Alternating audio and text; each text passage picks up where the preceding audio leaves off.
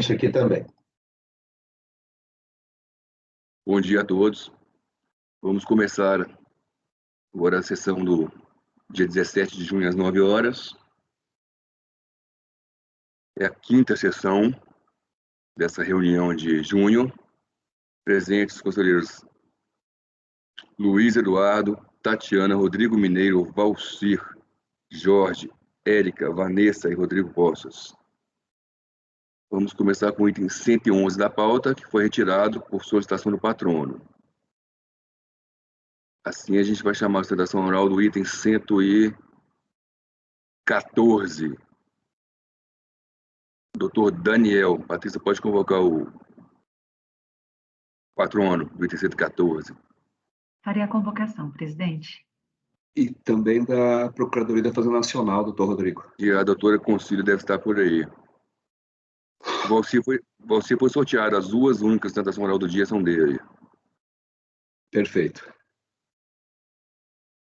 Via Varejo. Via Varejo é o Grupo Pão de Açúcar, esta, né? Tá na pasta aqui, já, Valcir? Tá. Já está na pasta. Já estão na pasta os votos. Eu já abri até mostrando.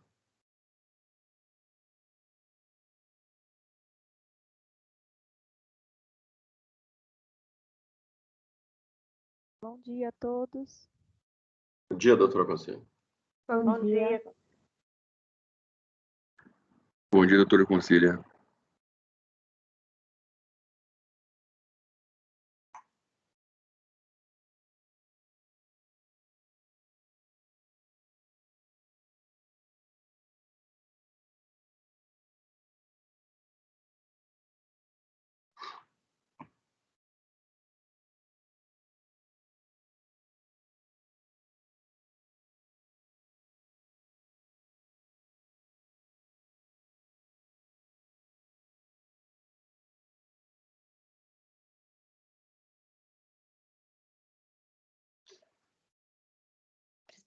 Presidente, o patrono já está na sala. Doutor Daniel, bom dia.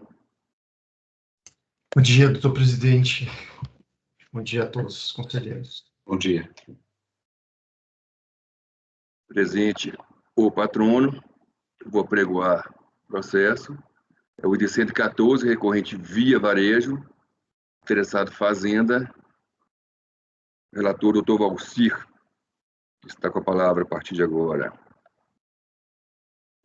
Obrigado, doutor Rodrigo. Bom dia a todos e todas. Uma saudação a Maria Concília, ao Daniel Souza, patronos. Aqui trata-se recurso especial interposto pelo contribuinte em 2018, em face ao acordo 3302.005.533, também de 18, proferido pela segunda turma ordinária, terceira Câmara, terceira sessão de julgamento do CARF. A decisão proferida ficou assim emendada. Tanto em relação a COFINS e PIS, a questão objeto aqui da lide é reembolso de despesas. O reembolso de despesas devido a alegado compartilhamento de propaganda integra a base de cálculo da contribuição, normalmente quando nenhuma correspondência fundada em bases econômicas fica comprovadamente estabelecida entre as efetivas despesas de propaganda, os supostos reembolsos e os serviços de propaganda que teriam beneficiado por sistema de compartilhamento os fornecedores da contribuinte. Teve um despacho de exame de admissibilidade de recurso especial e proferido pelo presidente da terceira Câmara, terceira sessão, à época, e negou o seguimento ao recurso interposto pelo contribuinte. O contribuinte ingressou com agravo, em 2019, e na apreciação deste agravo, deu-se, então, seguimento à matéria, rejeitou a matéria aplicação de alíquota zero para a tributação das receitas financeiras para as contribuições sociais não cumulativas e acolheu quanto à matéria inclusão dos reembolsos de despesas no conceito de receita bruta. Este é o relatório, senhor presidente. Doutor Daniel, o senhor tem 15 minutos. Bom dia, doutor Rodrigo. Bom dia, doutor Valcir. Bom dia, senhoras conselheiras, senhores conselheiros. Bom dia a toda colega da Procuradoria da Fazenda Nacional. Nesse caso, como bem relatado pelo conselheiro Valci, trata-se de uma discussão de reembolso de despesas, especificamente aqui no caso, reembolso de despesas de verba de propaganda cooperada, em que a empresa recorrente, que é a Via Varejo S.A., que detém as marcas e as lojas do Ponto Frio e da Casas Bahia, aqui em relação ao período específico 2009, em relação a operações do Ponto Frio, das lojas do Ponto Frio, da antiga Globex, no Rio de Janeiro, uma empresa, portanto, comercial, varejista, de produtos, especialmente de produtos eletroeletrônicos, móveis e também da linha branca, em que ela, a empresa recorrente, realiza propaganda no interesse comum com seus fornecedores. Então, no caso específico, no memorial que foi encaminhado a Vossas Excelências, a gente demonstra como é que se dava essa contratação dessa verba de propaganda cooperada, mas, basicamente, as propagandas que são realizadas pelo Ponto Frio, elas veiculam os produtos dos fornecedores. Então, todo mundo já viu uma propaganda, um encarte ou uma propaganda de TV, nada mais é do que a propaganda do produto que vai ser vendido, que é de um fornecedor. Então, como há um interesse comum entre fornecedor e loja, né, e a empresa recorrente aqui, o Ponto Frio, nada mais natural do que, havendo esse interesse convergente, haver um rateio, um reembolso por esses fornecedores. Então, a gente traz no memorial um exemplo específico de como se dava a dinâmica dessa ação de marketing em que havia esse reembolso. Então, lá nós trazemos, eu não sei se é possível eu projetar aqui,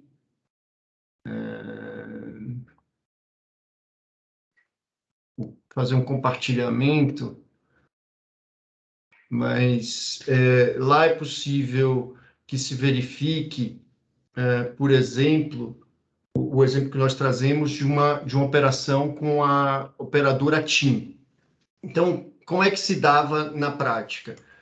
Primeiro, a recorrente, ela solicitava, então, antes da contratação da ação de marketing, ela solicitava à área de marketing do fornecedor uma autorização para veicular uma propaganda, fazer uma ação de marketing para estimular a aquisição dos produtos da TIM. Então, de um celular específico, vinculado a contas da TIM.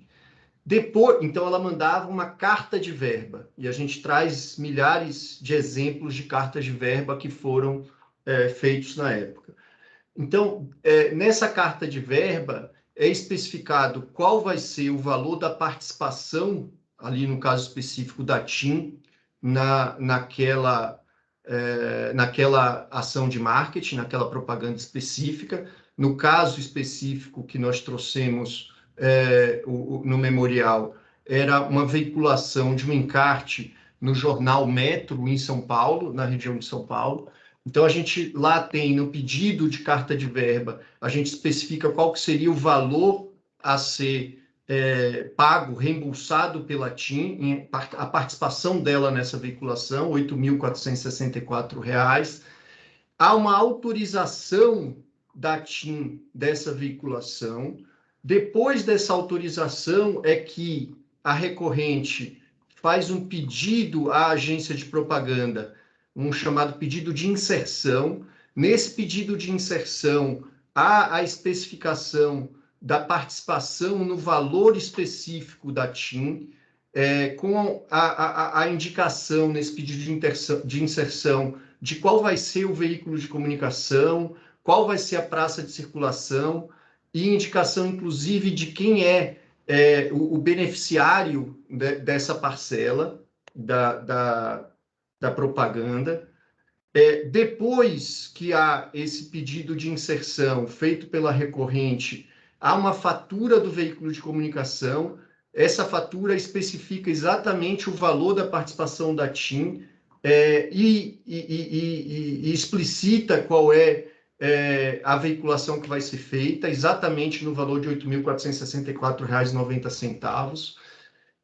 Na sequência, é emitida a nota pela agência de propaganda exatamente nesse mesmo valor. Por fim, a recorrente, ela traz aos autos a documentação que comprova essa veiculação. Então, a gente traz aqui um exemplo desse jornal Metro, em que foi veiculada a propaganda da TIM, né, do ponto frio para a venda de produtos da TIM,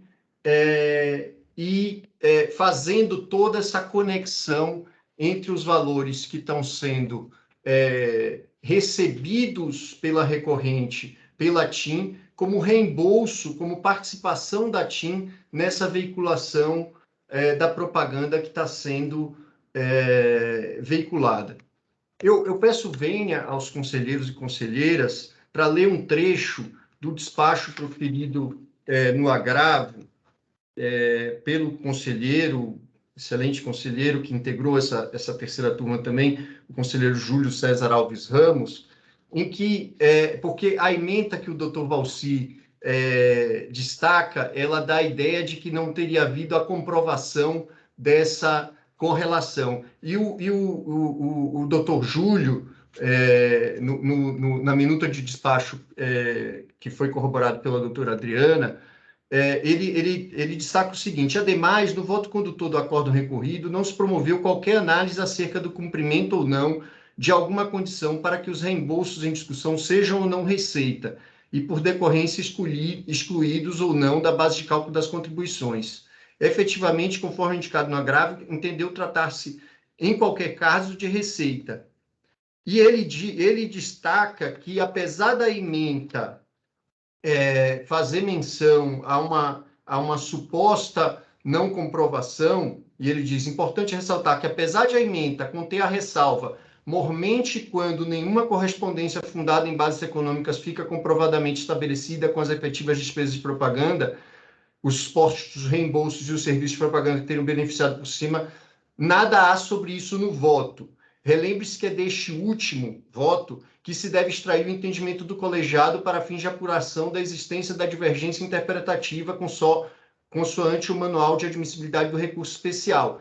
Então, apesar de ter esse trecho na ementa de que não teria havido comprovação dessa correlação, no voto não há essa menção, e o voto do conselheiro Jorge Abud, no fundo, ele conclui que o reembolso de despesa seria receita e, portanto, seria tributável pelo PIS e COFINS. Então, por isso, o agravo foi acolhido em relação a essa matéria e o recurso foi admitido em relação a essa matéria.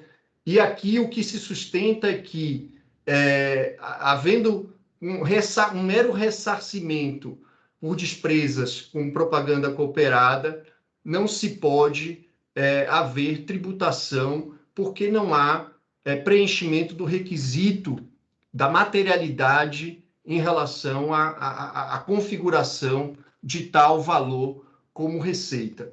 Então, com essas razões, senhores e senhoras conselheiras, é que a recorrente espera que seja dado integral provimento ao seu recurso especial, cancelando-se a exigência nos termos do que já restou decidido por outras turmas desse egrégio conselho. Eu agradeço, senhor presidente, senhor relator, e fico à disposição para eventuais esclarecimentos de fato.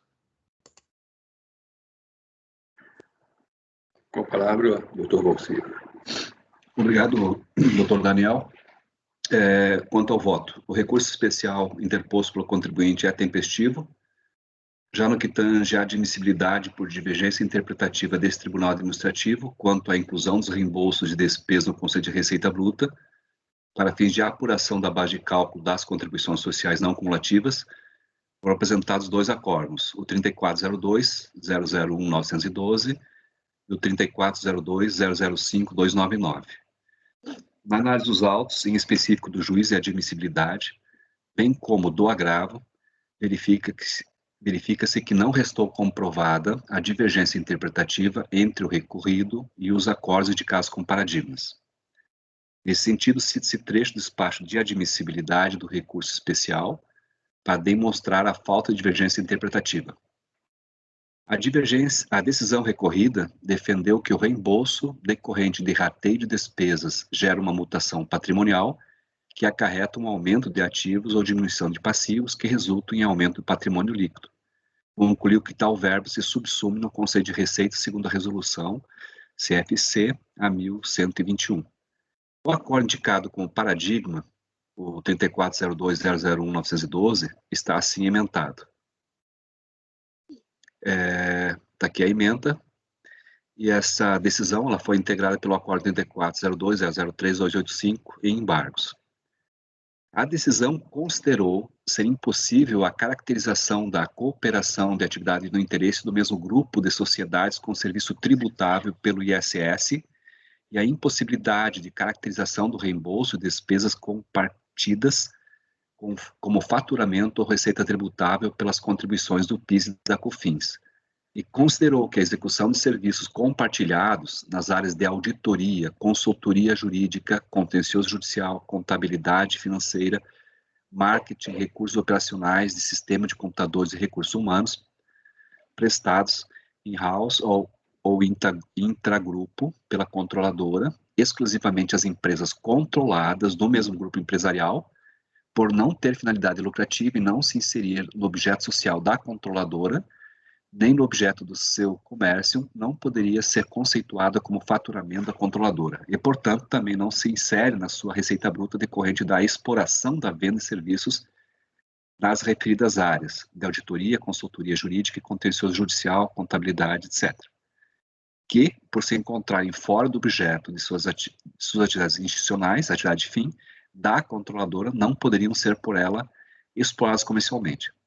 Cotejando os acordos confrontados, ressalta-se a impossibilidade de dedução da divergência arguida, já que os arrestos laboraram com base em normas distintas.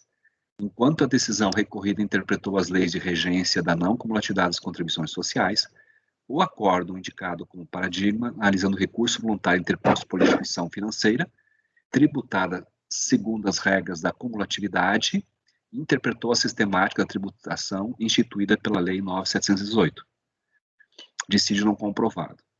O acordo indicado como paradigma 3402-005-299 teve ementa lavrada nos seguintes termos. Aqui está em destaque no texto. Os valores recebidos a título de reembolso por despesas com propaganda não constituem receita tributável pela contribuição ao PIS e pela COFINS, uma vez que comprovada a correspondência entre as despesas com propaganda e os reembolsos percebidos pela pessoa jurídica. Analisando a imputação fiscal da indevida exclusão da base de cálculo da COFINS da contribuição para o PIS não cumulativos do valor de reembolso proveniente da recuperação de despesas com propagandas, a decisão asseverou que para que o ingresso financeiro caracterize juridicamente uma receita de pessoa jurídica, devem estar presentes os 4 requisitos que nós conhecemos: a sua definitibilidade do patrimônio da pessoa jurídica, a titularidade, a disponibilidade desses valores e ser uma contraprestação de negócio jurídico inerente ao exercício das atividades empresariais.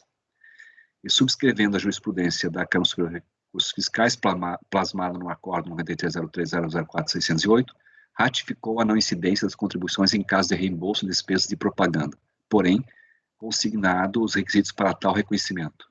Aspas, os valores recebidos a título de reembolso por despesas com propaganda constituem receita e não ressarcimento das despesas, se não restar comprovada a correspondência entre as despesas com propaganda e tais reembolsos. Fecha aspas. E, como no caso concreto havia prova de tal correspondência, obtida mediante a conversão do julgamento em diligência, o lançamento foi cancelado, no que dizia respeito à tributação pela contribuição PIS e COFINS, sobre reembolsos de publicidade e propaganda. Passo ao cotejo dos acordos paragonados. Eliminarmente, constato que não há dissonância gritante entre os conceitos de receita esposados pelas decisões.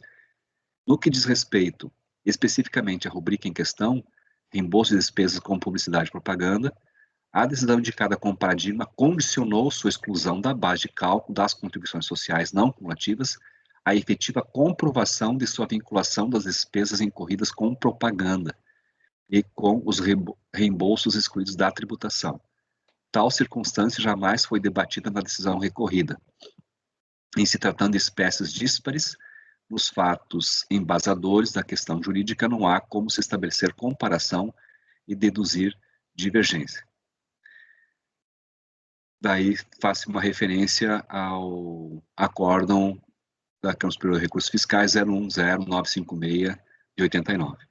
Dissídio não comprovado.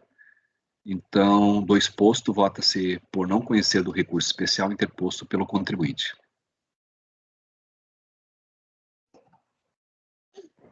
Este é o voto.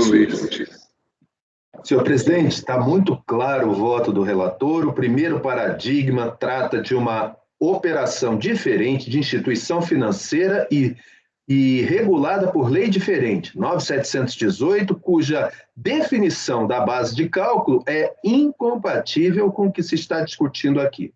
Já o segundo paradigma, em que pese o patrono, eu prestei atenção, entendeu de maneira diferente, minha leitura converge com a do relator. A regra básica do paradigma é convergente com a regra básica do recorrido. Ou seja, componha o faturamento, componha a receita. Agora, salvo uma questão probatória que foi trabalhada no paradigma e que no recorrido nós não vimos, então não há como comparar.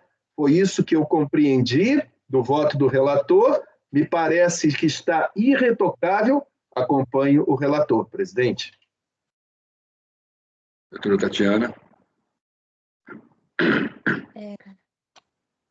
Presidente, parabenizo o voto do conselheiro, mas assim, com a devida vênia, eu abro a divergência, eu conheço do recurso, porque a discussão envolvendo CRCC, né, contrato de rateio de custos nas instituições financeiras, é praticamente bem parecido com a discussão que a gente está vendo aqui, né? Inclusive, o fisco também questiona a questão da tributação, né, pelo PIS/COFINS, inclusive se seria receita ou não, e se deveria estar transitando em contas patrimoniais, tal como está sendo discutido aqui também, né? Porque por se tratar de reembolso, se for reembolso, efetivamente não deveria estar registrado em contas de resultado, mas em contas patrimoniais, como foi feito pelo contribuinte. Então, nesse sentido, eu peço vênia ao relator e conheço do recurso.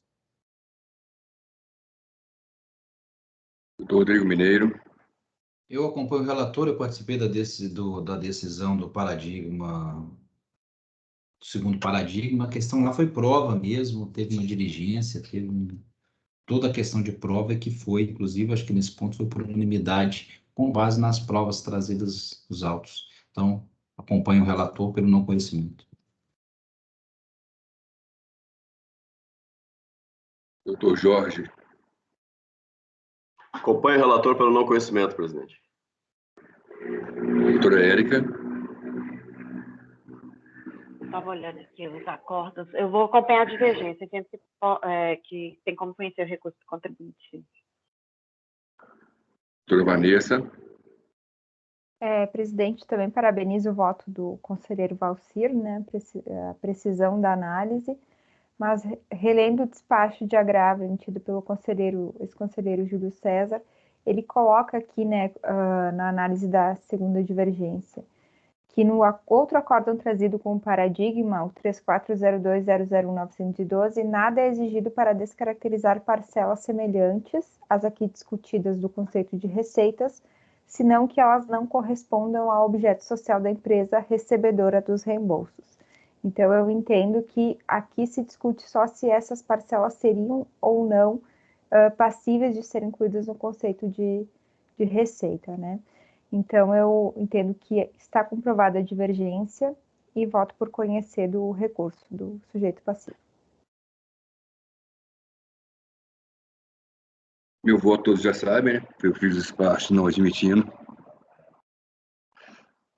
Então, acompanho o relator, como fiz há alguns meses atrás, quando não admitiu o presente recurso. Então, o resultado fica, por maioria de votos, não se conheceu do recurso especial, vencidas as conselheiras Tatiana, Érica e Vanessa. Resultado, obrigado, doutor Daniel. Agradeço. Bom dia, boa sessão a todos. Obrigado, doutor Daniel. Doutor Valcir, item 116. Patrícia, pode chamar o advogado. Faria a convocação, 116. presidente. Doutora Adriene,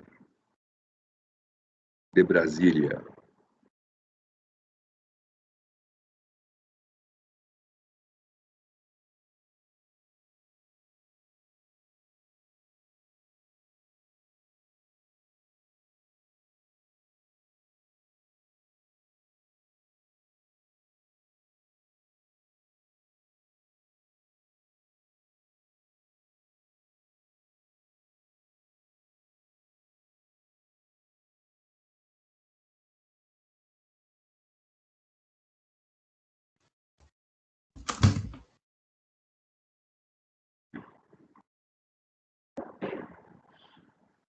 Bom dia, doutora Adriene. Bom dia, doutores. Vamos fazer o julgamento do processo do item 116. Recorrente, Fazenda, Distribuidora. Fazenda Nacional como recorrente, interessada distribuidora Santa Helena Limitada. Palavra, doutor Valcir.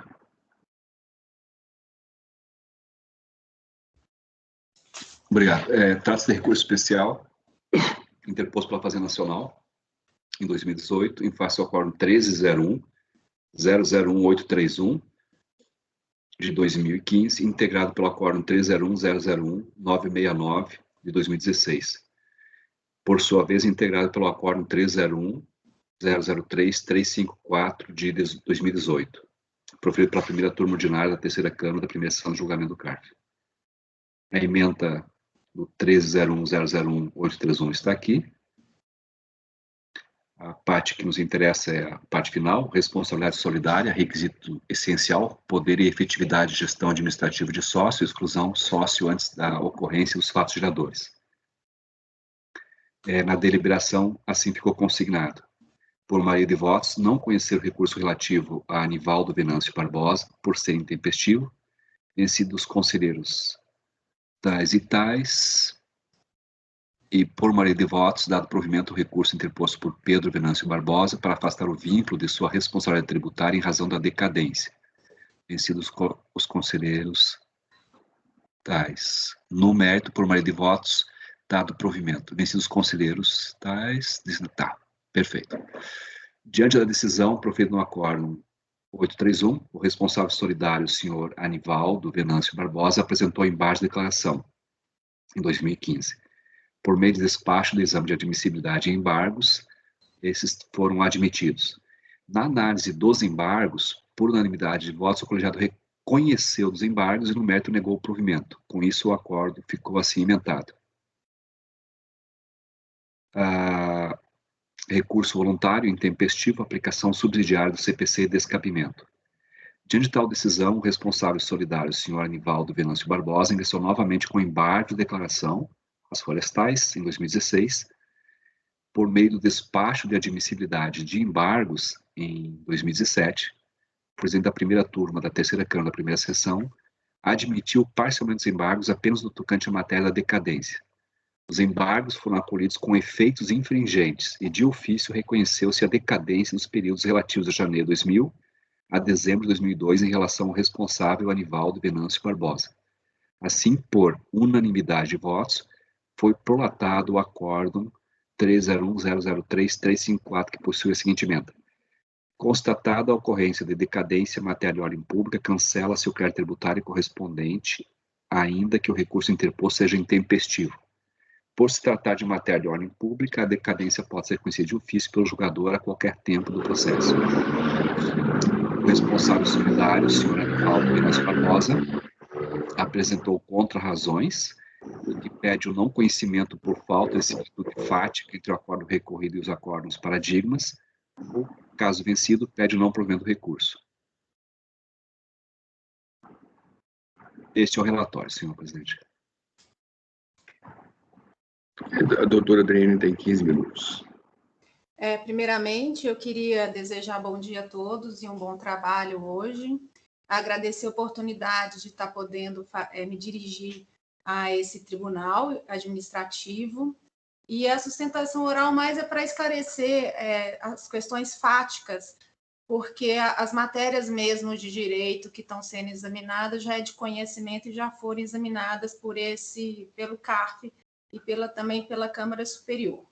Então, vamos lá, o que aconteceu? Houve uma autuação da distribuidora Santa Helena por omissão de receitas e, na autuação, foi verificado pela autoridade fiscal uma suposta responsabilidade do Pedro Venâncio e do Anivaldo Venâncio, que já não eram mais sócios da empresa, eles tinham deixado de ser sócios da empresa em 99, o período autuado é de 2000 a 2002 e o auto de infração foi lavrado em 2008.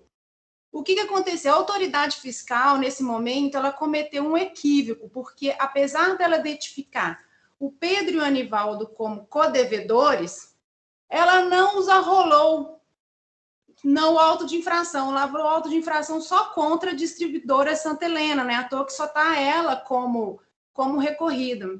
E o que aconteceu? A distribuidora Santa Helena foi intimada por edital, porque não conseguiu ser intimada pessoalmente. Tendo em vista a não apresentação de recurso, a Procuradoria da Fazenda, na hora de inscrever a dívida ativa, percebeu esse erro de como eles não eram sócios, o Pedro e o Anivaldo já não eram mais sócios nem no período da autuação, percebeu o erro e pediu para incluir eles, então, como responsáveis solidários na CDA. Eles, em nenhum momento, estavam nem como codevedores e nem como responsáveis na autuação. Contra essa inscrição em dívida ativa foi ajuizado o mandado de segurança em 2006, e esse mandado de segurança, por decisão final transitada em julgado, anulou a certidão de dívida ativa, determinando a exclusão tanto do Pedro quanto do Anivaldo, porque eles não haviam sido intimados do processo administrativo, então não puderam exercer o direito deles de defesa no processo administrativo, ou seja, nós temos a decisão final transitada em julgado judicial que mandou, então, fosse feito, não mandou, ela anulou a CDA. O que a Procuradoria, então, fez diante da decisão? Mandou um ofício para a Delegacia da Receita que pediu que fossem, então, intimados o Pedro e o Anivaldo. Quando isso aconteceu, já era em 2011, janeiro de 2011. Ambos apresentaram impugnação. A impugnação foi rejeitada pela DRJ, porque teve a ação penal, e na ação penal eles foram, por decisão transitada em julgado, inocentados, dizendo que eles não tinham nenhuma responsabilidade sobre esse débito. Isso é um outro fato importante da gente ter essa decisão penal transitada em julgado, dizendo que eles não são responsáveis pelo débito, de modo que não há solidariedade que vem sendo arguída pela Fazenda, por decisão final transitada em julgado, dizendo, então, a decisão da DRJ que não poderia aplicar a decisão penal, porque a decisão penal não implicaria efeitos na fase administrativa, que a gente já viu que já não é mais o caso, até porque o Supremo já decidiu que implica sim. Então, eles entraram com recurso voluntário. O problema todo que aconteceu foi na hora da interposição do recurso voluntário, o do Pedro foi tempestivo. Foi reconhecida a decadência, bem como no mérito foi reconhecida, aplicada a decisão judicial, afastando a responsabilidade dele. O do Anivaldo, por sua vez, por um dia foi considerado intempestivo. e não foi examinada, apesar de ter tido 2 conselheiros que estavam reconhecendo a decadência de ofício. O Anivaldo, então, fez os embargos de declaração, como bem explicou o doutor Valcir, ele trazendo 3 argumentos, basicamente, um da decadência, porque matéria de ordem pública poderia ser aplicada, inclusive, recurso intempestivo, e no caso a decadência era manifesta. A questão do pedido de aplicação subsidiária do CPC, que diz que se estenderia, né, as decisões de um litisconsórcio para o outro. Só que essa questão da decadência por ser matéria de ordem pública, que poderia ser conhecida mesmo em recurso intempestivo, não foi examinada. Daí a oposição dos segundos embargos pelo Anivaldo, e que então houve a análise da questão da decadência, a decadência então foi conhecida. Contra esse acordo que reconheceu a decadência com relação ao Anivaldo, lembrando que o recurso voluntário do Pedro já tinha sido provido e cancelado e não houve recurso pela Fazenda. A questão da exclusão do Pedro como devedor solidário já está definitiva. Não houve recurso fazendário contra a exclusão do Pedro, que a situação é exatamente idêntica. A Fazenda, então, contra o Anivaldo, entrou com recurso especial hoje em pauta. Basicamente, o que ela fala? Ela fala no recurso o seguinte: olha, a decadência, no caso, não se aplica porque ela é automaticamente desconsiderada, suprida pela intimação do devedor principal, que no caso teria sido de Silva Santa Helena, que foi por edital. E traz 2 acórdãos paradigmas que aplica essa regra, tendo em vista o 125 do CTN, que trata dos efeitos da solidariedade e fala que interrompe a prescrição a favor ou contra todos os devedores solidários. Esses 2 acórdãos, o primeiro, que é o da segunda sessão, ele pega um caso de notificação de débito previdenciário, em que ambas as empresas, primeiro tem o tomador e o prestador, que são autuados em conjunto. Ambas as empresas são lavradas a infração com relação a ambas, e o que aconteceu é que uma foi intimada depois da outra. E estava se analisando se a intimação do segundo, que foi posterior e já estaria, se fosse considerada como interrupção, estaria declarada decadência. Lembrando que, no caso, nem o Pedro nem o Anivaldo foram incluídos no auto de infração como devedores, diferentemente. Teve decisão transitada em julgado, anulando a CDA, falando que eles tinham que ter sido intimados, tinham que ter sido arrolados. Teve decisão transitada em julgado, na matéria penal, dizendo que não há solidariedade, porque eles não são responsáveis. Isso já afasta a solidariedade fática desse primeiro. O segundo, basicamente, é a mesma coisa. A única diferença é que, no segundo, você tem uma autuação aduaneira, em que a empresa importadora é autuada juntamente com os sócios. Os sócios foram expressamente já rolados no auto de infração como devedores solidários, o que também é diferente no nosso caso. Então, por isso que a gente pleiteia o não conhecimento do recurso especial por ausência de similitude fática necessária. Eles não servem como paradigmas. Quanto ao mérito, nós temos que lembrar que o artigo 125 não se aplica ao caso como quer a Fazenda Nacional. Vamos lembrar novamente que, no caso, nem o Anivaldo não foi arrolado como codevedor pela autuação. Nós temos, mais uma vez, lembrar o mandado de segurança transitado em julgado, que expressamente diz que ele tinha que ter sido intimado e, por isso, anula o auto de infração. Ou seja, não tem como considerar outra data de intimação do Anivaldo que não seja janeiro de 2011, que aconteceu, e a atuação, o período de 2000 a 2002. Nós temos uma decisão penal transitada em julgado que expressamente diz que ele não é responsável, ou seja, não há solidariedade. Então, nem se aplicaria o 125, porque não há solidariedade. 125 do CTN é para casos de solidariedade. E na questão específica sobre a possibilidade de conhecimento de matéria de decadência em recurso intempestivo, nós já temos, inclusive, decisão que foi noticiada da primeira turma do CARF, da Câmara Superior, dizendo que seria possível, e, no caso, a decadência é manifesta, de modo que, se eventualmente viesse a cancelar esse acordo, a execução fiscal, na hora que ela for juizada, ela fatalmente estará fadada ao insucesso, pela questão da decadência e pela ausência da responsabilidade, ambas já superadas por decisão transitada em julgado. Então, são por essas razões que o Anivaldo vem eu, Anivaldo Venâncio, bem respeitosamente perante vossas senhorias, pedir para que o recurso fazendário não seja conhecido e, se conhecido, seja negado integralmente provimento.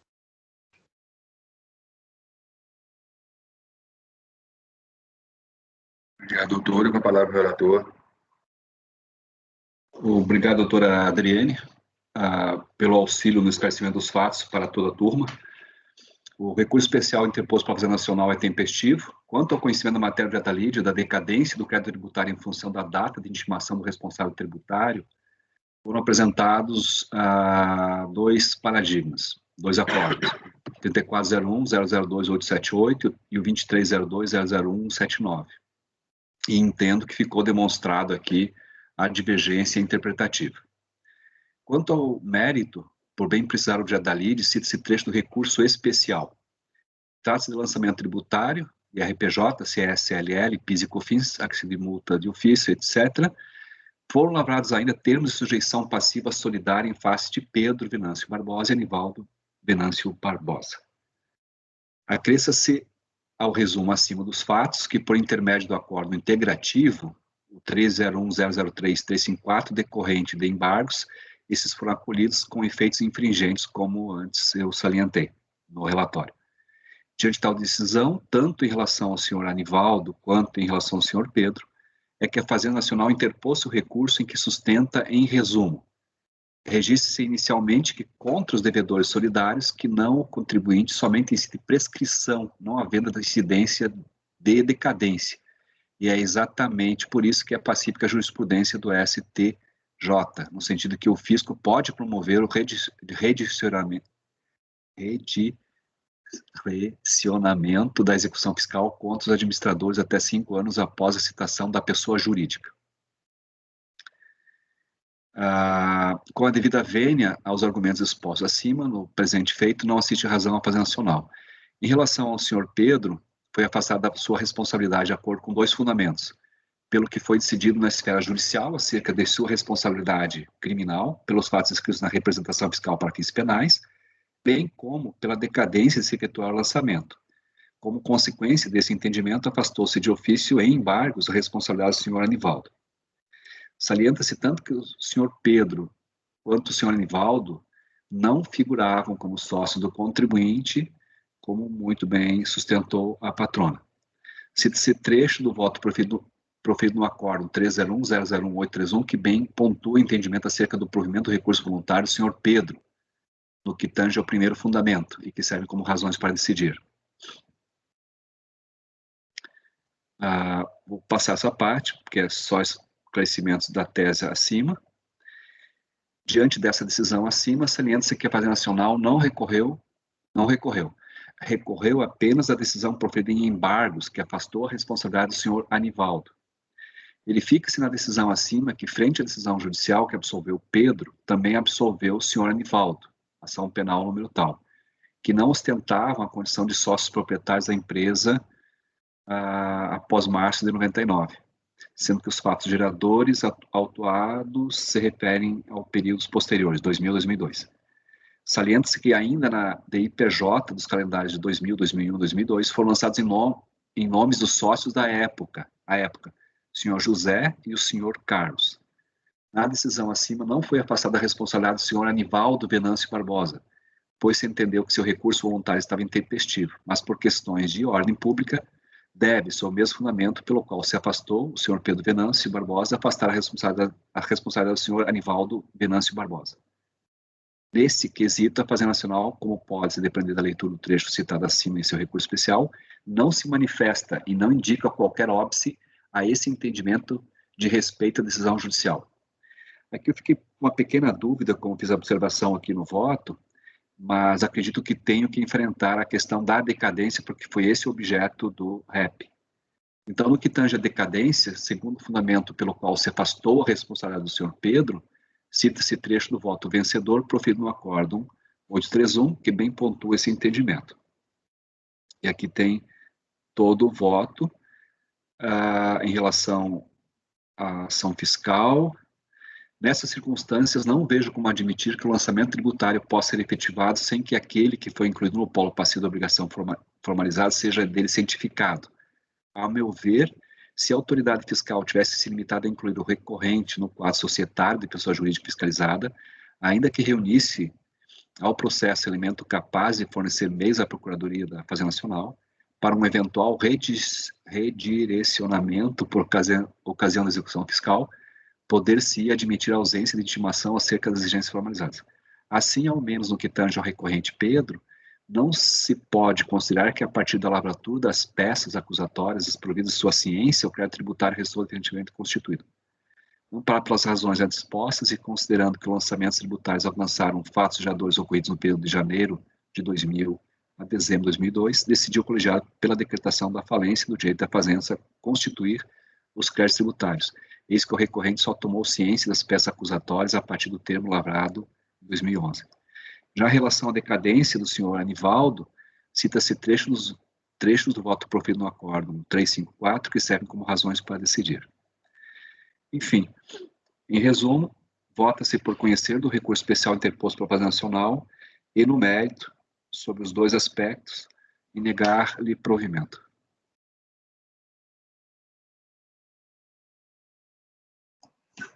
Obrigado, doutor Bacia. Doutor Luiz, com a palavra. Presidente, eu acompanho no conhecimento o relator. Para mim é claro que está sendo discutido é se opera-se ou não decadência ao se arrolar responsáveis ao lançamento. Agora, quanto ao mérito, eu lembro que essa sempre foi uma discussão tormentosa. Eu sou do tempo em que não existia a necessidade de discussão administrativa do solidário, porque quem pode mais, pode menos. Se mais na frente, na execução, pode ser direcionado, que não se trata de lançar o tributo contra a pessoa, trata-se apenas de buscar um tributo existente no patrimônio de alguém que responde por isso. E, no caso, não temos aqui no processo discutido um lançamento de tributo. Temos apenas o cumprimento de um entendimento judicial de que, olha, ele tem o direito de se defender tanto administrativamente quanto judicialmente antes de ter o seu patrimônio molestado pelo tributo. Essa é a discussão. Então, eu não vejo como falar de decadência de um tributo que está definitivamente lançado. A discussão aqui é apenas de responsabilidade. E aí, temos a discussão. Olha, eu tenho 5 anos para dizer que alguém tem responsabilidade, ou eu tenho o tempo que for ainda não prescrito, a possibilidade de redirecionar. Para quem entende que o redirecionamento é um lançamento, aí nós vamos acompanhar o relator. Para quem entende que o redirecionamento é uma cobrança de algo que já foi lançada, aí a nossa conclusão é diferente.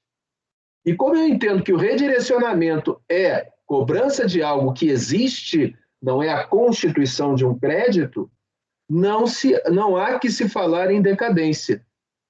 Pelo exposto, presidente, com todas as vênias ao relator, que eu tanto admiro, eu peço para abrir a divergência, para entender que não há que se falar em decadência. Na verdade, eu entendo que a decisão recorrida contra o outro cobrigado está equivocada, mas não tem recurso contra ela, e assim eu não me manifesto, porque não me foi devolvido. Mas eu não entendo haver decadência para redirecionamento.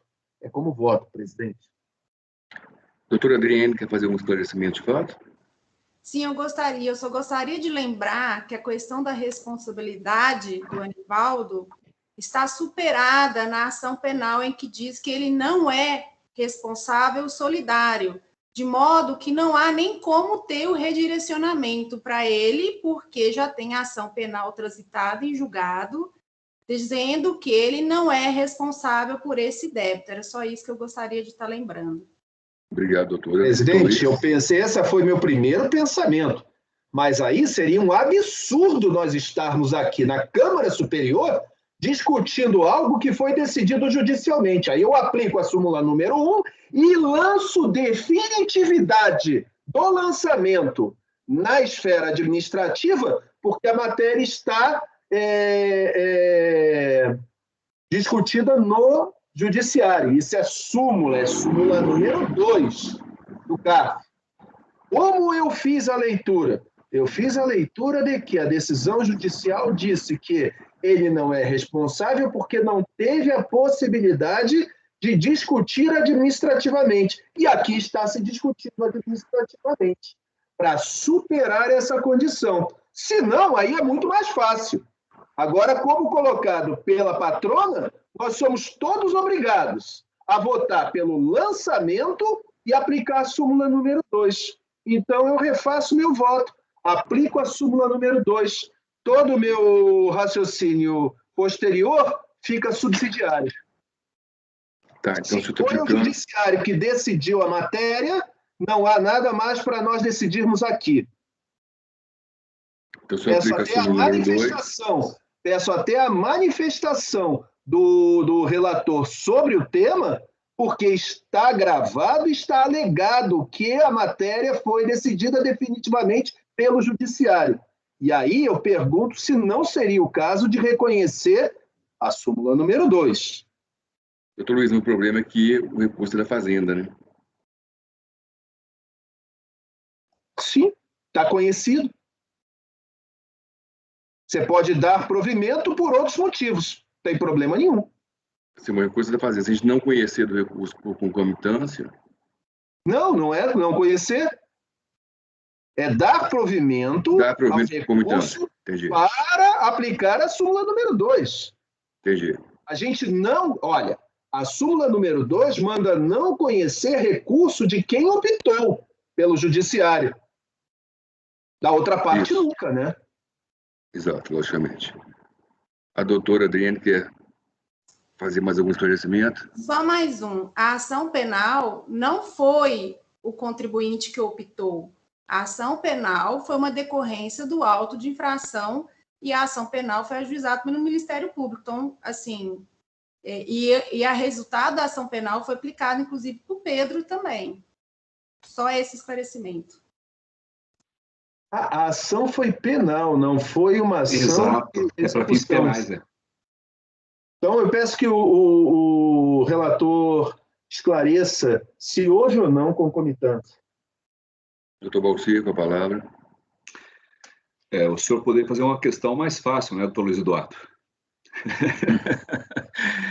Não, de fato, o Ministério é uma ação penal e, de fato, foram afastados aqui a responsabilidade do senhor Pedro e do senhor Anivaldo. Isso é inconteste. A responsabilidade tributária ou a responsabilidade penal? Aí não sei lhe dizer. E foi o MP que impetrou, segundo disse a doutora Adriane, foi. Penal. É penal. Por isso que não há que se falar em concomitância, nesse caso. Por isso que você enfrentou a decadência considerando o decidido na ação penal, né, que afastou a responsabilidade. Eu entendi dessa forma, porque se fosse concomitância, teria que ter o mesmo pedido, a mesma parte, né, doutor Luiz, que o senhor considera. Concordo. Perfeito. Eu só queria que ficasse claro aqui que não é o caso de concomitância. O que se tem é uma decisão penal que não faz coisa julgada na área tributária, administrativa. O contrário faria. Isso não. Pelo que eu aprendi de direito, sempre foi assim. Então, por isso fiz a pergunta. E a senhora está corroborando minha linha de raciocínio, doutora Tatiana. Mas eu pergunto ao relator e ao presidente se seria o caso de votar a concomitância como uma prejudicial, ou se ninguém levanta, eu também não vou levantar. Acredito que não. Então, eu passo adiante e mantenho meu voto. Se o doutor A discussão aqui é se tem decadência para redirecionamento ou não. Se o doutor Valcir não levantou concomitância, alguém teria que fazê-lo abrindo divergência. Não, eu não vejo a concomitância, eu só fiz essas considerações em face das colocações da doutora Adriele, porque eu acho importante deixar claro para todo o colegiado, toda a discussão, mas eu não vejo concomitância aqui. Então, eu vou centrar-me na discussão, e a discussão me parece não, está claro para mim, que existe ou não decadência no redirecionamento. O conselheiro relator entende que sim, e eu respeitosamente abri a divergência, entendendo que não. É como voto, senhor presidente. Obrigado. A doutora Vanessa pediu a palavra. Sim, presidente, mas era só para esclarecer essa questão de que aqui a gente está tratando da decadência que justamente na mesma linha do doutor Luiz, né? Que aqui a gente não está nem tangenciando o mesmo objeto da ação penal. Só essa observação. Então, retornando à votação, né, deixei abrir a discussão durante a votação, porque realmente eu pulei o debate. Realmente eu saí direto da sustentação para a votação. Então, quando é assim, se alguém quer abrir o debate, temos que abrir o debate anteriormente à votação. Doutor Luiz, como voto, então? Presidente, eu reafirmo, então, meu voto, fazendo a delimitação do litígio, se há ou não decadência para redirecionamento da cobrança do crédito tributário definitivamente constituído ou não. Eu entendo que não, porque isso é só cobrança, e então eu abro a divergência respeitosamente.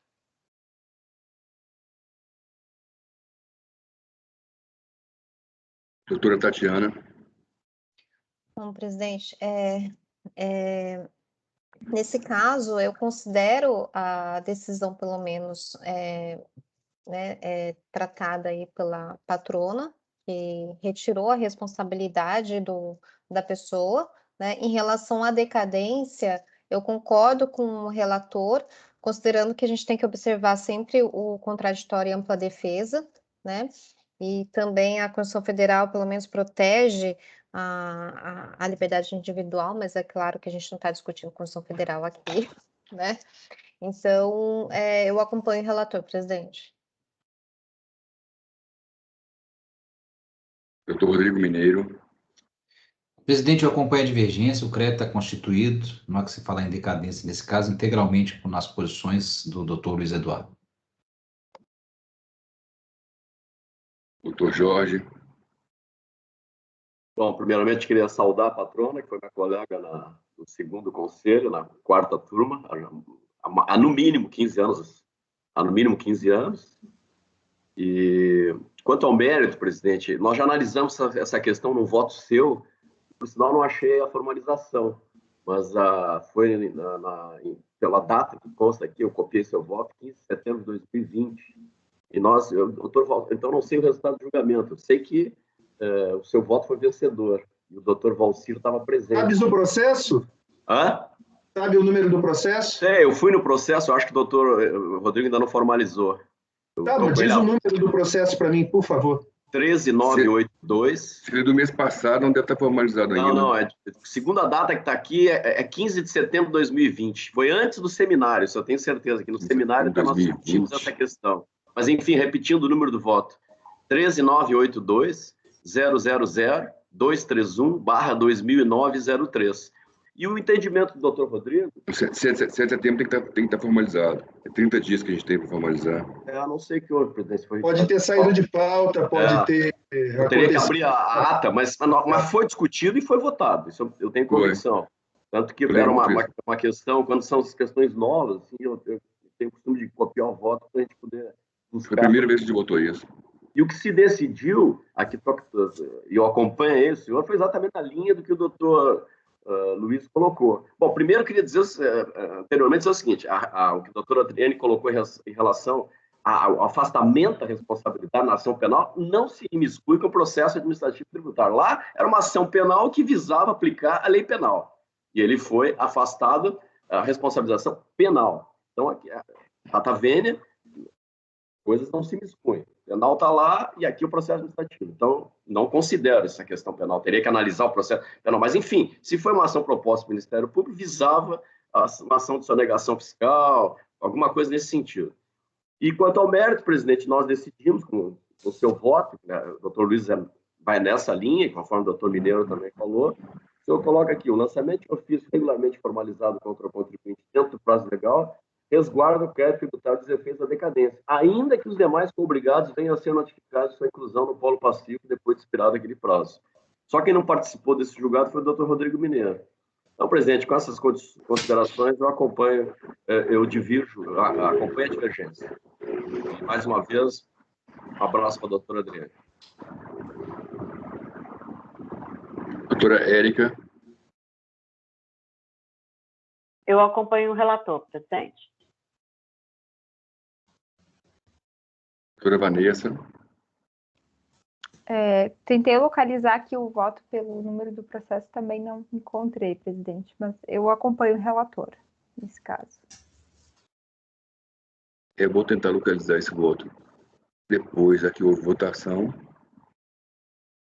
que tinha que estar aí. Da marca de setembro. Tem que buscar pela ata, eu acho. Qual que é o processo? Tem? O número? 13982 000-231/2009, dígito verificador 03. Eu vou olhar já. Mas realmente o voto era isso, foi a primeira vez que apareceu aqui. Era se a decadência dos responsáveis, se você tinha uma auto-infração, lançava dentro da fazia auto-infração dentro da decadência, se poderia ou não trazer o responsável, se essa decadência da empresa também valeria para o responsável. Se você eu achei aqui, presidente, 9303010944, tem até... Teve uma matéria no Conjur, né, que notificação prazo decadencial para responsáveis tributários na jurisprudência do CARF, né, e aí é uma matéria bem discutida, né, e assim, há várias divergências e entendimentos lá no judiciário. Então, também. Tem o voto já então, né, formalizado? Já tem um voto formalizado, é esse acordo, presidente. Mas é estranho que não está no processo, presidente. Não está no e-processo? Não está no e-processo. É 9303010944. Mas o número desse processo que a doutora Tatiana... Estou buscando em termo teor, só um minuto. É diferente. Isso que eu ia perguntar para a Tatiana, se é o mesmo número. Eu vou botar para vocês lá no chat. Peraí. Eu sei que eu apresentei declaração de voto também nele. Mas a lógica era essa. Se a decadência vale também para o responsável, ou só para a empresa. Eu tenho a vaga impressão, doutor Valcir, não estou afirmando que o senhor acompanhou o presidente, mas óbvio que o senhor pode mudar de ideia. Exato, é isso que eu lembro, mas vou manter o meu entendimento neste presente. Perfeito. Mas é a minha lembrança também, doutor Jorge. Isso, eu até comentei na época que antigamente não era necessário você fazer uma auto-infração e fazer a relação dos responsáveis. Eles simplesmente vinham o processo já na execução, já em dívida ativa. Aí depois teve uma norma da PGFN, uma da Receita também, dizendo que quando se lavra a auto-infração, deveria se rolar ali os responsáveis. E se por acaso não rolasse um ou dois, não teria decadência para rolar. Até porque isso é melhor para o contribuinte. É uma defesa a mais, é uma garantia a mais para o contribuinte. Não é garantia a menos. Se antes ele só aparecia na justiça, só aparecia em dívida ativa, ele teria obrigatoriamente que se defender de justiça, teria obrigatoriamente que arcar com os custos judiciais, tudo mais. Agora não. Agora ele pode vir aqui, fazer a sua defesa, não tem custo judicial, não tem valores a pagar, que é uma justiça gratuita do processo administrativo. Então foi dado mais uma chance para ele, que é defender no processo administrativo, não somente no judicial. E ele abrindo mão dessa prerrogativa, ele iria direto para o judiciário. Foi mais ou menos essa lógica do voto. Então, voto com a divergência. Doutor Jorge, doutora Arença, eu vou proclamar o resultado aqui, aí eu já passo para vocês. Então, o item 116, recorrente Fazenda, foi dado provimento pelo voto de qualidade. Vencidos os conselheiros Valcir, relator, Tatiana, Érica e Vanessa. Voto vencedor, doutor Luiz. Eu te passo o voto, doutor Luiz. Proclamado o resultado Eu já identifiquei o acórdão, presidente, exatamente no mesmo sentido do meu voto. Obrigado. O senhor era efetivamente o relator. O número do processo era 10.925.720931, 2016-25. Então é outro processo. É outro processo, mas o acórdão está correto. Agradeço a doutora Tatiana por ter me ajudado muito em localizar. Obrigado. E foi o primeiro caso. Aqui repete o número do acórdão, por favor, doutor Luiz. 9303-010-944. Obrigado. Presidente, posso falar?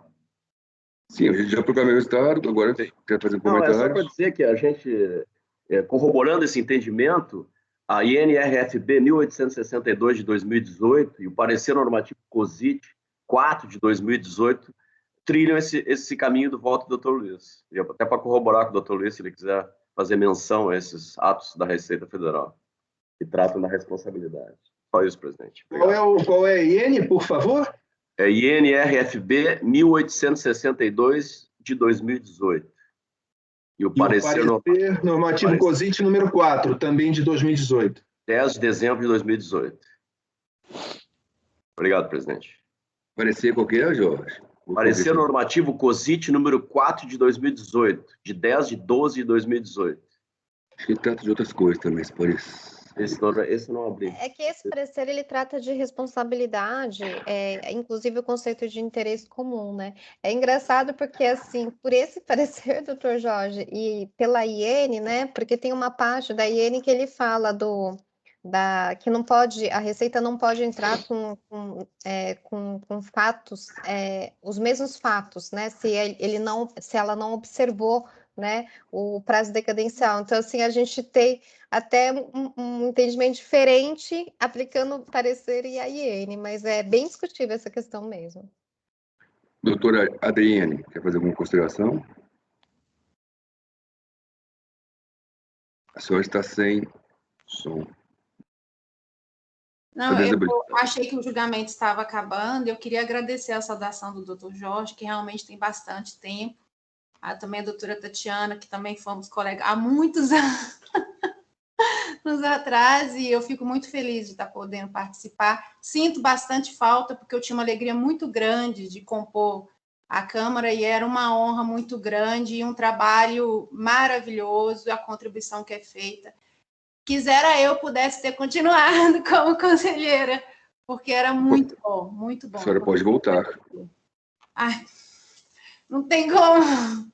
Doutor Henrique era nosso presidente. Eu ia amar, eu ia adorar. Foram os melhores anos, assim. Muito bom mesmo. Eu agradeço muito. Obrigado, doutora. Um abraço. Bom dia. Voltemos à pauta normal agora. O item 111, como eu disse, já foi retirado de pauta. 112, doutor Jorge, recorrente Fazenda, interessado em CFA importação. A palavra, doutor Jorge. Pode ser direto, relatório e voto, porque não temos mais tentações.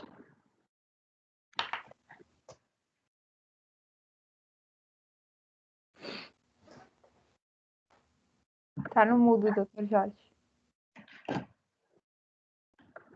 Obrigado, doutor Vanessa. Obrigado. No voto... Desculpa, doutor Jorge. No voto anterior deu 4-4, né? Isso. Isso. Voto de qualidade. Voto de qualidade. Por ser responsabilidade... Não é crédito tributário. Está na portaria 260 do Ministério que a responsabilidade não se aplica o 19. Perfeito, muito obrigado. Desculpe, Jorge, desculpe, Rodrigo. Isso. Bom, aqui então, pessoal, são acréscimos legais em relação à legislação anti-dumping a partir de um período aqui. Eu vou ler para vocês, é rápido. Então, trata-se de recurso especial de divergência oposto pela Fazenda Nacional acerca da, aspas, rediscussão da incidência da multa de ofício prevista no artigo 44 da Lei 9.430 sobre o direito antidumping, insurgindo-se contra o acorde número 3201, 3.766, o qual negou o provimento dos recursos de ofício e voluntário, estando assim emendado na parte recorrida. Multa de ofício, por falta de previsão legal à época, por ter natureza jurídica diversa ao direito antidumping, é incabível na espécie a combinação da penalidade inscrita no auto de infração prevista no artigo 44 da 9.430. Entende a Fazenda Nacional, acostando como paradigma o aresto 301.30.673 e arguindo, com arrimo nos fundamentos do paragonado, que a natureza jurídica do direito antidumping é a mesma do imposto de importação, sendo aquele, aspas, concebido como incidência tributária adicional ou suplementar ao imposto de importação. Com base nessa premissa, pede provimento especial para revigorar a incidência da multa de ofício com arrimo no artigo 44 da Lei 9.430 de 96. Em contra-razões, pede o contribuinte que seja negado fazendário o relatório, presidente. Passo ao voto. Conheço o recurso presidente, só um minutinho antes do doutor Jorge começar o voto. Eu mandei mensagem para o senhor, mas acho que o senhor não viu. A doutora Concília só pediu para avisar que a energia elétrica caiu na casa dela, então por isso que ela não está presente na sessão, ela está aguardando retornar. Mas que nós podemos continuar sem problemas. Aqui caiu também, presidente, eu estou pelo celular. Uhum. Na verdade, eu roteei pelo celular para poder continuar a rede aqui. Ela só pediu para... O pico de luz, realmente, Brasília está com problema. Está com instabilidade. Desculpa, Jorge. Obrigado, doutora. Então, continua, presidente? Esperamos. Né? Não, continua. Então, eu vou retomar aqui. Então, passando ao voto. Conheço do recurso especial nos termos em que é admitido. Primeiramente, se pontuar que a multa à hora controvertida foi aplicada tendo como enquadramento legal o artigo 44 da 9.430, e cuja cobrança refere-se ao período compreendido entre 5 de janeiro de 2000 a 6 de fevereiro de 2001. Toda articulação recursal centra-se na tese de que o direito antidumping teria natureza tributária, mais especificamente a natureza do imposto de importação. E aqui eu acho que eu não estou decidindo em função disso, mas coloco. Essa questão é assaz controvertida e, fundamentalmente, baseiam-se nas resoluções da extinta Comissão de Política Aduaneira, conhecida CPA, de número tal, com as alterações da Resolução 1582, editadas com arrimo no artigo 6º do Acordo Geral sobre Tarifas e Comércio, incorporado à vista aprovada do Congresso Nacional, que diz assim, a resolução preceitual. Tudo isso para fazer só um histórico, quando eu analiso a primeira vez a legislação, eu procuro fazer um resumo, para retomar posteriormente. Então, referidas às resoluções do CPA, até o advento da Lei 9.019 de 95, preceituava os direitos antidumping e compensatórios definitivos de que tratam os acordos antidumping e de subsídios e direitos compensatórios constituem imposto de importação adicional. Então, era o fundamento para dizer que o direito antidumping tinha natureza tributária, até então era essa norma. O SPEC, nessa norma, em apertada síntese, parte da doutrina entendeu que a natureza do direito antidumping teria viés tributário como um adicional ao imposto de importação. Certo, contudo, que o direito em questão tem natureza compensatória. Isso eu estou colocando, eu entendo, ao ser constatado, dentro dos trâmites previstos na nossa legislação, que o país exportador pratica preço de exportação de mercadoria específica menor que a praticada internamente. Inconteste também que o cumprimento do direito antidumping, seja definitivo ou provisório, é condição para a introdução no comércio do país, do produto objeto do antidumping. De outro turno, aos que entendem que, com a vigência da Lei 9.019/95, esse entendimento de ter o direito antidumping de natureza tributária não mais se sustenta, maiormente ante os termos do artigo 1º, parágrafo 1 daquela lei que dispõe, parágrafo 1º, parágrafo único, os direitos antidumping e os direitos compensatórios serão cobrados independentemente de quaisquer obrigações de natureza tributária relativas à importação dos produtos afetados. Então, tem essa discussão na doutrina. Portanto, continuo eu, desde já, a lide não remanesce quanto à licitude da cobrança desse adicional de importação. Isso não tem, ele foi cobrado, sem adentrarmos em sua natureza jurídica. Então, para mim, não interessa se tem natureza para decidir o caso, não interessa se tem natureza tributária, como adicional de imposto de importação ou não. Como relatado, a discussão trazida ao nosso conhecimento cinge-se à aplicação da multa de ofício. Quanto à aplicação da multa de ofício, as esparsas decisões desta colenda turma assentam claramente que até a edição da MP 135 de 2003 não haveria matriz legal para a cobrança da multa com estribo no artigo 44 da 9430. Nesse sentido, trago à colação o aresto 9303.1174, de 29 de 9 de 2010, quero crer que foi o doutor Henrique, que foi o relator, deve ter colocado aqui, que a unanimidade, em relação ao mesmo sujeito passivo, consignou que, antes da edição daquela MP, posteriormente convertida na Lei 10.833, seria descabida a cobrança de acréscimos legais. O efeito resta assente que a exigência da multa de juros moratórios somente veio a fazer parte do ordenamento jurídico concernente à legislação antidumping a partir de 30 de 10 de 2003, data em que foi publicada a medida provisória referida 135 de 2003, que em seu artigo 63 dispôs os artigos 7 e 8 da 9.019, que é a data do ordenamento, passa a vigorar com a seguinte redação. E aí o artigo 7, parágrafo 2º, os direitos antidumping e os direitos compensatórios são devidos na data do registro de importação. E aí, o parágrafo 3º explicita. A falta de recolhimento de direitos antidumping e direitos compensatórios na data prevista no parágrafo 2º acarretará sobre o valor não recorrido, e aí, inciso 1º, a linha A, a incidência de multa moratória, e a linha B, vou botar aqui o parágrafo, e a linha B, a incidência de juros moratórios, de juros de mora, base nas Selic. E 2, no caso de exigência de ofício, tá? De multa de 75% e dos juros de mora previsto na linha A do inciso 1º desse parágrafo. Assim, considerando que as declarações de importação foram registradas anteriormente a 30 de 10 de 2003, que é a edição, que foi a data da edição da MP 135 de 2003, entendo que não poderia ter havido cobrança de ofício com fundamento no artigo 44 da 9430. Dessa forma, entendo que deve ser mantida a decisão, presidente. Antes posto, conheço e nego o provimento do recurso fazendário. Então, pontuando que é uma questão de direito intertemporal. E estamos discutindo apenas a multa de ofício. É o meu voto. Obrigado, Jorge. Doutor Luiz. Acompanhe o relator, senhor presidente. Doutora Tatiana. Com o relator, presidente. Desculpa, Jorge, o acórdão é da Maria Tereza, né? Que eu estava vendo aqui. Desculpa. Não sei. 9303-01174? Isso. Ah, tá. Então tá bom, obrigada.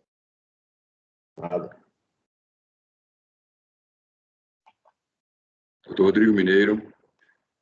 Presidente, eu acompanho o relator, estava pensando se eu acompanhava pelas conclusões, porque eu entendo da natureza da multa do direito antidumping não é tributo, nem acréscimo, e é só um ponto que eu gostaria de deixar claro, porque se a gente pegar pelo texto da Lei 9.019, em momento algum ele se remete ao artigo 44 da 9430, porque seria impossível, porque a multa da 9430 é uma multa tributária. Ele cria, no artigo 7º, uma multa igual, mas não é a multa da 9430, que senão ele remeteria ao artigo 44, exatamente porque a natureza jurídica do direito antidumping não é tributária.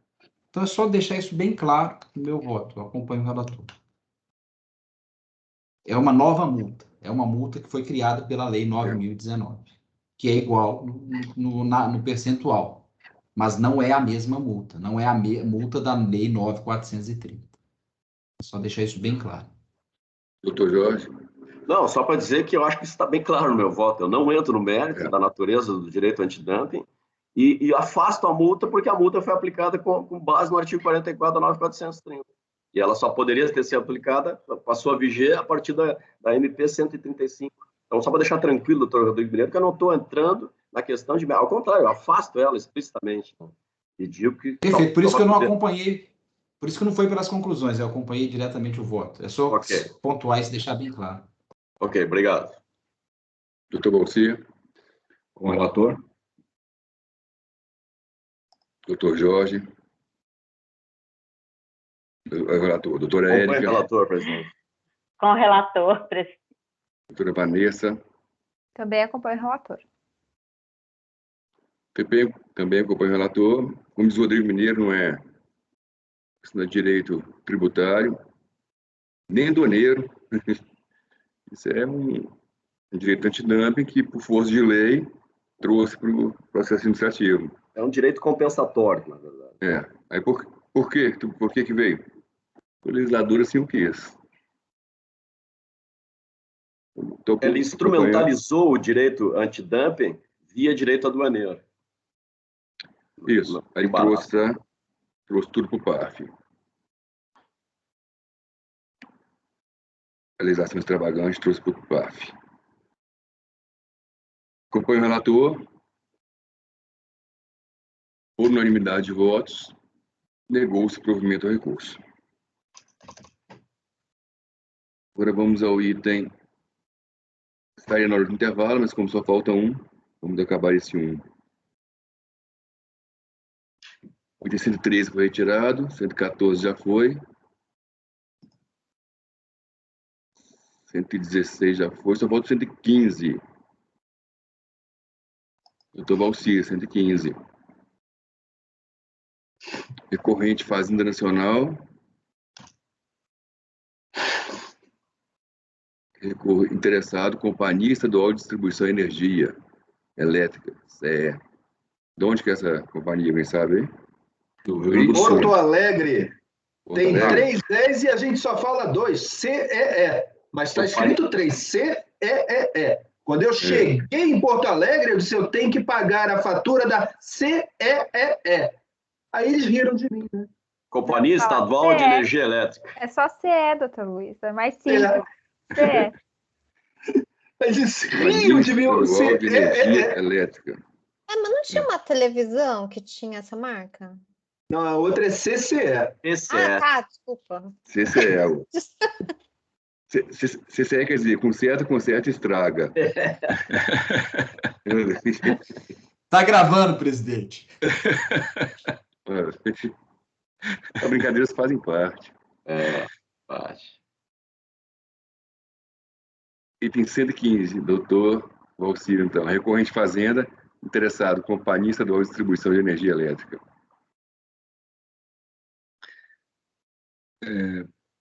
Pois bem, colegas, a matéria é uma matéria, creio, já bastante conhecida de todos nós, que é a questão da COFINS, conceito de insumos, e a questão de despesa com aluguel de máquinas, equipamentos e veículos, desconto de créditos, possibilidade, tanto para a COFINS como para a PIS. E trata-se de um recurso da Fazenda Nacional, quanto ao acórdão 3201-004-269. O recurso especial da Fazenda Nacional foi admitido, então, quanto ao conceito de insumo e crédito de locação de veículos, e o contribuinte apresentou contra-razões e também apresentou recurso especial, só que este não foi admitido. Então, este é, em resumo, o relatório, senhor presidente. Posso passar o voto? Pode passar o voto. Entendo que deva ser conhecido, porque constata-se a divergência jurisprudencial tanto quanto ao conceito e quanto à locação de veículos. Quanto ao mérito,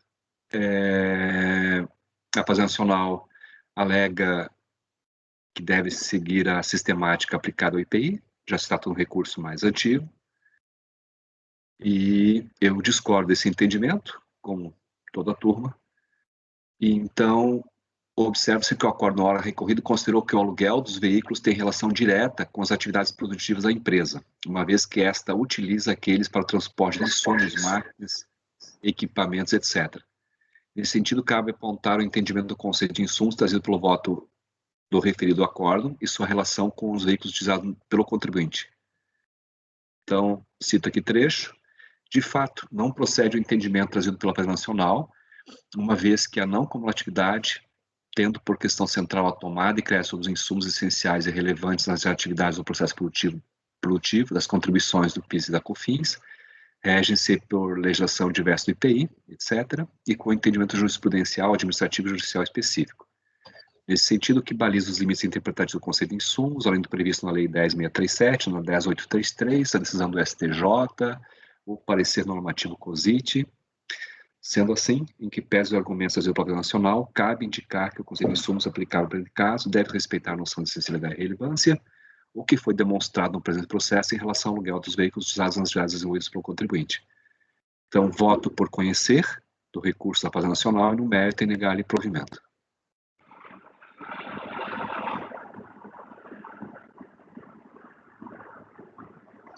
Doutor Luiz. Acompanhe o relator, senhor presidente. Doutora Tatiana. Com o relator, presidente. Doutor Rodrigo Mineiro. Com o relator, presidente. Doutor Jorge. O relator. Doutora Érica. Com o relator. Doutora Vanessa. Também acompanho o relator. Também acompanho o relator. Por unanimidade de votos, negou-se o provimento do recurso. Por unanimidade de votos, conheceu-se e negou o provimento do recurso. Com isso, a gente encerra a pauta da manhã. Às 14 horas. Voltamos às 14, presidente. A gente retorna às 14. Pode encerrar a gravação. 14 horas a gente volta. Presidente, tem um miado aqui. O quê? Gravação interrompida, presidente.